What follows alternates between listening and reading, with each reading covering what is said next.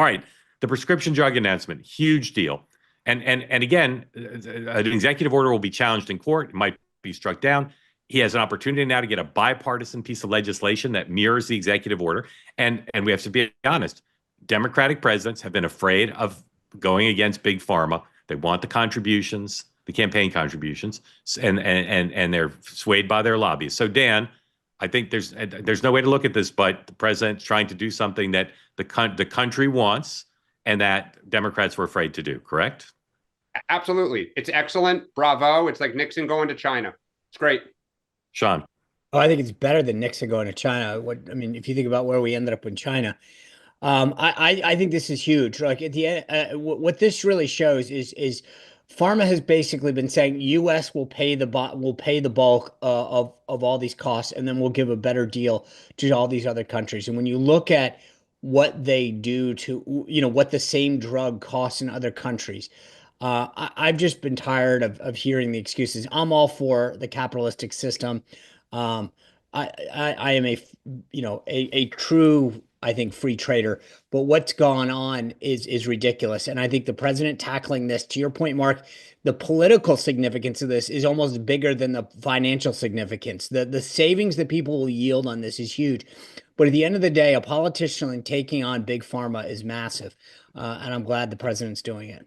I've read all the responses I've seen from big pharma, and their spin on this is just ludicrous. I mean, again, it's not a perfect system. The president's not proposing something perfect, but if Joe Biden were doing this, every Democrat would be applauding it. Some have, but let's see what happens. And can I just add, the reason no one did this is because Pharma ran some of the most sophisticated ad campaigns to take stuff down for years. Correct. The fear was not campaign money being cut off. The fear was the ad wars that would come at you and take you into the mud. So yeah, but can I, Dan, a little bit of both, but you're right. Yeah. Can I just say this, because Dan's touching on something really important, that like in Washington there have been sort of third rail organizations. Both sides have some degree of them, but I think Pharma transcended that. It basically had both parties, paralyzed. Right? Yeah. Thank you for being more blunt. And I think that what this shows is, as I said, just so significant politically that people are willing to take it on despite the number. But also, I think that this just shows that they're not what they once were. Pharma used to be feared. Like those guys would walk in the office and just be like, "Hey, shut up." And everyone would go, I'm sorry. And now they're willing to just go straight on to them and say, sit down. And I think that there's very few places, as I've said before, that will talk about this because the media is bought and paid for by big pharma as well. And I think that it is going to be a story that will never really be told, how big taking on big pharma really is politically.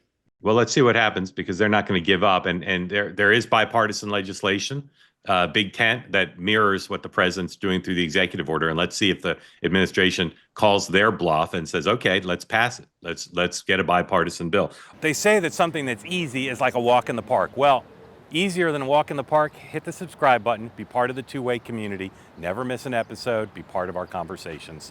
Thank you for your service to America.